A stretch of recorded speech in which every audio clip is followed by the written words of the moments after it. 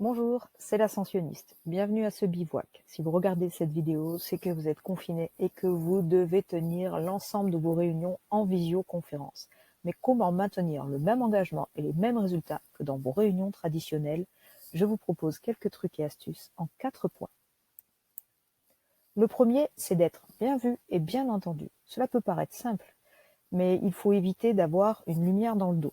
Contrairement à ce qu'on vous dit d'habitude pour protéger vos yeux, il vaut mieux avoir une lumière en face de soi pour bien éclairer votre visage et éviter qu'on ne voit de vous qu'une seule silhouette, ce qui serait désagréable pour vos interlocuteurs. Pensez à mettre un casque parce que cela évitera d'avoir de l'écho lorsque vous parlez ou lorsque les autres parlent. Coupez également votre micro lorsque vous ne parlez pas pour éviter de souffler dedans ou générer des bruits parasites qui seraient désagréables pour les autres. Et enfin, pensez à regarder la caméra en haut de l'écran et non pas le reste de l'écran. Ainsi, vous ne couperez pas le lien avec vos interlocuteurs. Par exemple, si je regarde l'écran, je coupe complètement le lien. Vous voyez des yeux qui sont baissés. Si j'ai un multi-écran et que je regarde mon deuxième écran, vous n'avez pas du tout l'impression que je vous parle. Il est bien meilleur de regarder la caméra, même si c'est un exercice un petit peu difficile au départ. Être facilitateur d'une réunion en visio est un petit peu plus compliqué que d'animer une réunion en direct. Il faut en effet maîtriser les outils technologiques et peut-être que vous n'êtes pas encore rodé à cela. Le mieux est alors de nommer un facilitateur qui sera dédié à cette tâche et qui distribuera la parole via l'outil de visioconférence. N'hésitez pas à créer plusieurs sessions. Ainsi, lorsque 2 ou 3 collaborateurs doivent discuter d'un point précis qui ne concerne pas la totalité des personnes présentes à la visioconférence, il vaut mieux qu'ils s'isolent dans une session à part, plutôt que de laisser les autres personnes écouter d'une oreille distraite et commencer à faire autre chose, regarder leur mail ou s'adonner à leurs tâches quotidiennes. Une fois que les autres personnes auront discuté du point précis, elles reviendront au sein du groupe pour partager leurs conclusions et continuer la discussion. Ayez également une liste de participants sous la main, non pas pour cocher qui a participé, à quelle heure et avec quelle pertinence, mais plutôt pour vous assurer que chacun a pu s'exprimer au moins une fois lors de la réunion et de manière équitable, comme il le veut et au moment le plus opportun. S'exprimer à plusieurs en visioconférence, c'est difficile. On a tendance à se couper la parole ou au contraire à se faire des politesses. Il faut également éviter que la réunion se transforme en un long monologue de la personne qui l'anime. On revient au problème précédent, c'est-à-dire des collaborateurs qui se mettent à lire leur mail, à regarder leur téléphone ou s'acquitter de leurs tâches. Si vous devez faire un brainstorming, plutôt que de faire un long tour de table où chacun exprimerait son point de vue, ce qui vous prendrait beaucoup de temps, n'hésitez pas à utiliser le chat tout simplement.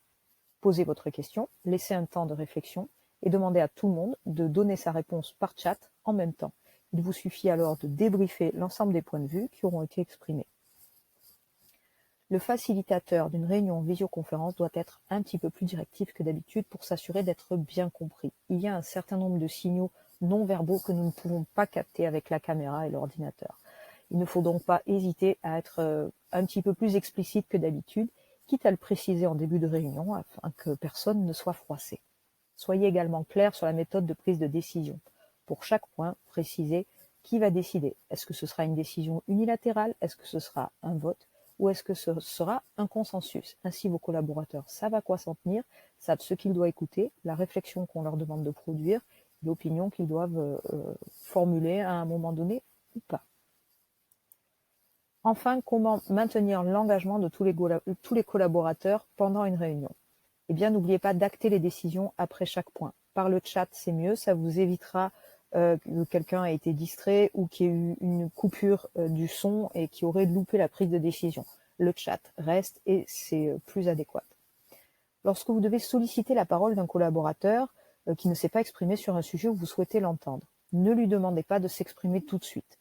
Ça ne vous viendrait pas à l'idée de le faire de manière grossière dans une réunion si vous voyez qu'un collaborateur est concentré sur autre chose, de lui dire « Et alors toi, qu'est-ce que tu en penses ?»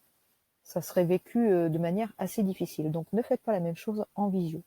Simplement, donnez-lui un petit peu de temps. Vous pouvez dire, par exemple, eh bien, lorsque Sophie aura terminé de parler, j'aimerais bien que Eric nous donne son point de vue. Voilà, c'est assez simple, mais on n'y pense pas.